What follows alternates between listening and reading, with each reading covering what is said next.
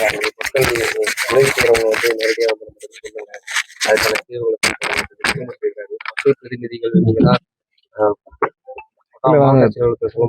திரும்பவும் சொல்றோம், ஆளுநர் எப்படி உதவி செய்ய முடியும்னு தெரியல. ஏன்னா ஆளுநர் எதை வச்சு உதவி செய்ய முடியும்? ஆளுநர் வந்து ஏதாவது துறைக்கு உத்தரவிட முடியும். இப்போ ஆளுநர் வந்து இந்த துறைக்கு ஒரு இப்போ பள்ளிக்கல்வித்துறைக்கோ இல்ல பிடபிள்யூடிக்கோ இல்ல யாருக்காவது உத்தரவுகள் பிறப்பிக்க முடியுமா? ஆளுநருக்கான அதிகாரம் அவங்களுக்குள்ள எந்த அதிகாரத்துக்கு உட்பட்டோ அதுல மட்டும் அது செயல்பட்டா நல்லது. ஏன்னா அவங்க என்ன செய்ய முடியும்? இப்போ நீங்க போய் ஒரு விஷயம் சொல்றீங்க, இப்போ நீங்க போயிட்டு இந்த மாதிரி இந்த ரோடு போடணும், ஆளுநர் என்ன பண்ணுவாரு? ஹைவேஸ் டிபார்ட்மெண்ட்டுக்கு ரோடு போடுங்க டெண்டர் விடுவாரா? இல்லை டெண்டர் கால்ஃபர் பண்ணுவாரா? இல்லை அவரே போய் பட்ஜெட் அவுட் இருக்கா போய் ரோடு போடுவாரா? ஏதாவது ஒண்ணு பேசுறோம், அரசியல் சர்ச்சைக்காக பேசுறோம். இதான் பிஜேபி இருக்கிற மாநிலங்கள்ல போய் இதே மாதிரி ஆளுநர் போய் ஆய்வு செஞ்சு அங்க போய் மக்கள்கிட்ட போய் ஒரு அறிவிப்பு கொடுக்கணும் தானே, நீங்க எல்லாம் தேவையான விஷயத்த வரணும். இன்று முதல்வர் வந்து ஒரு நாளைக்கு 8 மணில இருந்து 9 மணி நேரம் வந்து தலைமைச் செயலகத்துல இருந்து மக்களை சந்தித்து மக்கள் பணியாற்றிட்டு என்ன பிரச்சனைனா பிரச்சனையை இது பண்ணுமே தவிர்த்து நீங்க தேவையில்லாமல் ஒரு சர்ச்சைக்காக அரசியலுக்காக ஆளுநர் தேவையில்லாமல் தலையிடுவது அவருக்கான அந்த அதிகாரம் கிடையாது. மீண்டும் சொல்றேன், அதுக்கான அதிகாரம் கிடையாது. ஸோ இதுல தலையிடுறதும் நல்ல விஷயமா இருக்கும். எங்கேயுமே அந்த மாதிரியான நிகழ்வுகள் இல்லை, யாரும் அந்த மாதிரி வாங்க முடியல. முதல் முறையாக வந்து தமிழக வெட்டுக்கழக அரசு பொறுப்பேற்றவுடன் அனைத்து இடங்களும் இப்போ அந்த பொறுப்புகள் நிரப்பப்பட்டு வருது. எல்லாமே பியூர் மெரிட் பேசிஸ் தான் வருது. இப்போ அடுத்த 6 மாசத்துக்கு டெம்பரரி பேசிஸ் தான் அனைவரும் நியமிக்கப்பட போடுறாங்க. டெம்பரரி தான் நியமிக்கப்பட்டோம். கண்டிப்பா எல்லாரும் நேர்மையாக நியாயமாக மக்களுக்காக பணியாற்றுவதற்காக தான். ஸோ அதுல ஏதாவது குறைபாடு இருக்கும் பட்சத்தில் மீண்டும் செலெக்ஷன் ப்ராசஸ், அதாவது எப்படி உயர்நீதிமன்றம் உச்சநீதிமன்றம் வழிகாட்டிருக்கோ டிஸ்ட்ரிக்ட் லெவல்ல, ஸோ அந்த செலெக்ஷன் ப்ராசஸ் போய் திரும்ப வரும். ஸோ அதனால இப்போ பண்றதும் டெம்பரரி செலெக்ஷன் தான், தற்காலிகமாக தான் இப்போ வந்து நியமனம் நடைபெற போகுது. ஏன்னா அதுக்கு ஏதாவது இந்த பெர்ஃபார்மன்ஸ் இஷ்யூ இல்லை இதுவோ வேற ஏதாவது தவறுகள் இருக்கும் பட்சத்தில் கண்டிப்பாக அதில் வந்து மீண்டும் அந்த செலெக்ஷன் ப்ராசஸ்ல சரியான நபர்கள் நியமிக்கும் பொறுப்புகள் அந்தந்த மாவட்ட ஆட்சியர் வழியாக நடைபெறும். ஸோ அதுல எந்த விதத்திலையும் எதிரையும் நடைபெறவில்லை. முதல் முறையாக தமிழகம் முழுவதும் நியமனம் நடைபெறுது. முந்தைய காட்சி காலத்துல எப்படி நியமனம் நடைபெற்றுச்சு உங்களுக்கு இருக்கு, எல்லாம் வெளிப்படையாக எல்லாத்துக்கும் வந்து ஏலம் விடாத குறையாக நடைபெற்று, அந்த மாதிரி எந்த இதுவும் கிடையாது. ஸோ நேர்மையாக நியாயமாக பியூர் மெரிட் பேசிஸ் தான் நடந்துட்டு இந்த மாதிரி எந்த இதுவும் கிடையாது. அதனாலதான் வந்து இப்போ மொத்தமாக ஒரே ஷாட்ல ஒரு 800 பொறுப்புகள் நியமிக்கப்படுற காரணத்தினால்தான் டெம்பரரியா போட்டோம். ஸோ ஏதாவது ஒரு இடத்துல சிறு குறைபாடுகள் இருந்தாலும் அதை நிவர்த்தி செய்யும் விதமாக டெம்பரரியா தான் நியமிக்கப்பட போறாங்க.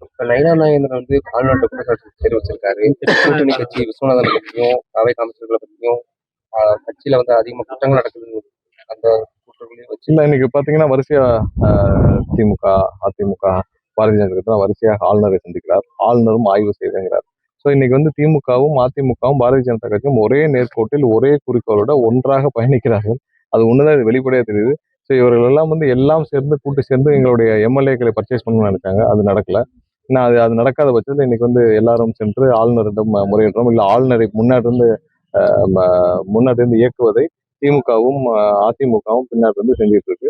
என்ன வேணாலும் செய்யட்டும், கண்டிப்பா இது மக்களால் தேர்ந்தெடுக்கப்பட்டது. இதுல யாரும் எந்த விதத்திலும் இந்த அரசுகளை தொந்தரவு செய்ய முடியாது. அனிதா ராதாகிருஷ்ணன் கைது வந்து 10ஆம் தேதி வந்து ஆஜராகிறேன்னு சொன்ன பிறகும் கைது பண்ணியிருக்காங்க. 10ஆம் தேதி ஆகல. அது சட்டப்பூர்வமா அவங்களுக்கான முன்ஜாமீன் கேன்சல் ஆன பிறகு அரசு தானே அது. இந்த மாதிரியான பேசக்கூடிய நபர்கள் தேவையில்லாமல் பொது அமைதிக்கு தானே குந்தம் விளைவு. அனிதா ராதாகிருஷ்ணன் மாதிரி ஆட்கள் பொது இடத்துல உட்காந்து தேவையில்லாம பேசினா பொது அமைதிக்கு தானே குந்தம் விளைவு. பொதுல இது மாதிரி யாராவது பேச அனுமதிக்க முடியும்? பொதுல யாராவது மைக்கு பிடிச்சிட்டு உங்களுக்கு தோன்றலாம் பேச முடியுமா? அது பொதுவான இடத்துல மக்கள் அனைவரும் எங்களுடைய கட்சியினர் அனைவரும் பொது அமைதிக்கு தேவையில்லாமல் மக்கள் அனைவரும் தேவையில்லாமல் டிஸ்டர்ப் ஆகிறாங்க. அந்த மாதிரி நபர்கள் பொதுவாக அந்த மாதிரி இருக்கும் பட்சத்தில் காவல்துறை அதோடைய அவங்க ப்ராசஸ்ல என்ன செய்யணுமோ அவங்க கண்டிப்பா செய்யறாங்க. அமைச்சர்கள் வந்து பொது இடத்துல இந்த மாதிரி பேசுறாங்க. யாருமே எங்கேயுமே வர முடியோ தவறாகவோ எதுவும் பேசலையே. எல்லாம் என்ன திமுக என்ன செஞ்சது, திமுக எவ்வளவு தவறு செஞ்சது, திமுக தலைவர் என்ன தவறு செஞ்சாரு, அவங்க உதயநிதி என்ன செஞ்சாரு, அவங்க மாப்பிள்ளை என்ன செஞ்சாருன்னு சொல்றோம். நாங்க ஒன்றும் தப்பா எதுவும் சொல்லலையே. தவறாக தனிநபர் விமர்சனமோ இல்லை அவர்கள் குடும்பத்தினர் பற்றியோ இல்லை ஒருமையிலோ இல்லை யாரையுமே அந்த மாதிரி பேசலையே. நாங்கள் அவருக்கு அவங்க அரசு அவங்க அரசாக இருந்து அவங்க இப்ப 7 வருஷம் அவங்க செஞ்ச துரோகங்கள் தமிழ்நாட்டுக்கு இந்த தீய சக்தின்னு ஏன் சொல்றாங்கன்னு சொல்றோம். நாங்க சொல்றோம், இதுல என்ன தப்பு இருக்கு? திருமங்கலம் தொகுதிக்கு 2 பிரச்சனை ரயில்வே மேம்பாலம் வந்துருச்சு. வெளியூர் பஸ் ஸ்டாண்ட் இல்லாம கிட்டத்தட்ட ரொம்ப நாள் சிரமப்படுறாங்க, நிறைய கோரிக்கையும் வைக்கிறாங்க. கடந்த முறை இந்த அரசு திருமங்கலம் சட்டமன்ற தொகுதிக்கு தேவையான என்னென்ன தேவைன்றதை ஏற்கனவே எடுத்துட்டு போய் கலெக்ட் பண்ணி நாங்கள் கண்டிப்பா முதல்வர்கிட்ட கொடுத்துருக்கோம்.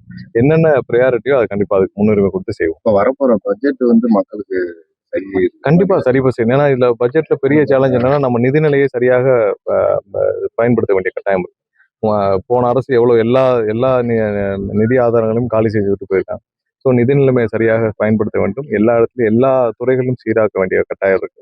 ஸோ நிறைய ஆராய்ந்து தான் முதல்வர் வந்து பல வழிகாட்டுதலின் பேர்ல இந்த பட்ஜெட் தயாரிக்கப்படும் பணிகள் முதல்வருடைய ஆலோசனை பேர்ல வந்து பார்ப்போம். கண்டிப்பா மக்கள் காவல்துறை மிரட்டி தாவைகளை இணை சொல்ல சொல்லி அவர் அதுக்கு நாங்க தெளிவா நேத்தே சொல்லி அவர் அனிதா ராதாகிருஷ்ணன் வந்து பழனிக்கே பால் காவடி எடுத்தாலும் நம்ம தமிழக வெற்றி கழகத்துல சேர்க்க முடியாது.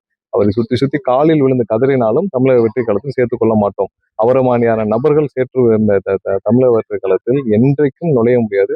அவரமானியான ஒரு தேவையில்லாத ஒரு இன்னைக்கு தென் தமிழகத்துல தேவையில்லாத பிரச்சனைகள் அனிதா பல பிரச்சனைகள் வந்திருக்கு. அங்க போய் நீங்க கேட்டு பாத்தீங்கன்னா தெரியும். இன்னைக்கு கட்ட பஞ்சாயத்து, நில அபகரிப்பு, அவரும் அவர் சார்ந்த ஆட்களும் செய்யாத தவறுகளே கிடையாது. இந்த 25 வருஷமா எல்லா இடத்துலயும் நில அபகரிப்பு, போலி பட்டா, போலி இது பல பல தவறுகள் அவரை சுற்றி இருக்காரு. யாரை கேட்டாலும் அனிதா, போன வாரம் ஒரு கம்ப்ளைண்ட் வருது, இப்ப கேட்டா அனிதா ராதாகிருஷ்ணன் பேரை சொல்லி எங்களுடைய நிலத்தை அபகரிக்கிறான்னு சொல்றாங்க. அப்ப இன்னைக்கு எப்படி நடக்குதுன்னா, இப்ப இவர்கள் ஆட்சியில் இருந்த காலங்கள்ல என்னென்ன செஞ்சிருப்பாங்க. அதுதான் வந்து இவர் சுத்தி அவரையும் அவர் சுத்தி இருக்கிற ஆட்களும் அவர்கள் செய்யாத கட்ட பஞ்சாயத்து கிடையாது. அவங்க போய் ஊர்ல போய் திருச்செந்தூர்ல, திருநெல்வேலியில, தூத்துக்குடியில போய் கேட்டு பாருங்க. அவரை பத்தி என்னன்னு சொல்றாங்கன்னு. கண்டிப்பா சட்டம் அதுக்கு என்ன சட்டப்பூர்வமா செய்யணுமோ சரி. நமக்கு என்ன தெரியாதா என்ன அனிதா ராதாகிருஷ்ணன் அவ்வளவு பெரிய யோகியரா என்ன? இல்ல அவர் வந்து ஒன்லி மக்கள் தொண்டு தான் செஞ்சுட்டு இருந்தாரா? அவர் பேசுற லட்சணத்திலே தெரியாத அவர் என்ன மாதிரியான வேலை பார்த்துட்டு இருந்தா நபர். இவ்வளவு நாள் ஏன் அவரை பேசாம வச்சிருந்தாங்க? அவர் இதுக்கு முன்னாடி பேசி பார்த்திருக்கீங்களா? அவர் அமைச்சரா இருந்ததுக்கு போய் பேசி பார்த்திருக்கீங்களா? அவர் அமைச்சர் வந்து வாயை திறக்க மாட்டார். ஏன்னா வாயை திறந்தா இருக்கிற ஓட்டும் போயிடும், யாரும் வாயை திறக்க வச்சிருப்பாங்க. இன்னைக்கே இந்த மாதிரி ஆட்களே வாயை திறக்கிறது பேச வர்றாங்க. அவரு பரந்தாமனுக்கு சீட்டே கொடுக்கல. பரந்தாமன் வேலை பார்த்த லட்சணத்துக்கு பரந்தாமனுக்கு அந்த கட்சியில சீட்டே கொடுக்கல. அப்ப சீட்டே கொடுக்காத நபர் இன்னைக்கும் பேச வைக்கிறாங்க. யார் யாரெல்லாம் மக்கள்கிட்ட செல்லுபடி ஆகாத மக்களோ அவங்க எல்லாம் வந்து யார் யாரெல்லாம் இந்த இதுல ரவுடித்தனமாக, தேவையில்லாமல், அராஜகமாக பிரச்சனையை கிளப்பும் நபர்களை இன்று பேச வைக்கிறது திமுக தலைமை. எல்லா ஆட்சியில் இருக்கிறப்ப சேகர்பாபு வச்சு ஆப்ரேட் பண்ணுவாங்க, ஆட்சியில் இல்லாதப்ப பரந்தாமனை வச்சு பேச விடுவாங்க. ஸோ இதான் அவங்களுடைய லட்சம். அதுக்கெல்லாம் ஒன்றும் அசர போறது பிரதான கலைவர் வந்து கடம்பட பகுதி வரைக்கும் வந்து இது வரைக்கும்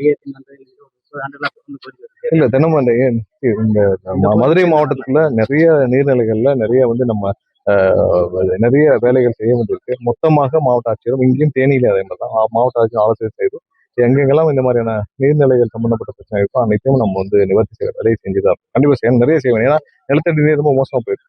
அதை சரி செய்ய வேண்டிய கட்டாயம். பிளே ஸ்டோர் மற்றும் ஆப் ஸ்டோரில் இருந்து பாலிமர் செயலியை QR கோடு மூலம் பதிவிறக்கம் செய்யுங்கள். செய்திகளை உடனுக்குடன் பெறுங்கள்.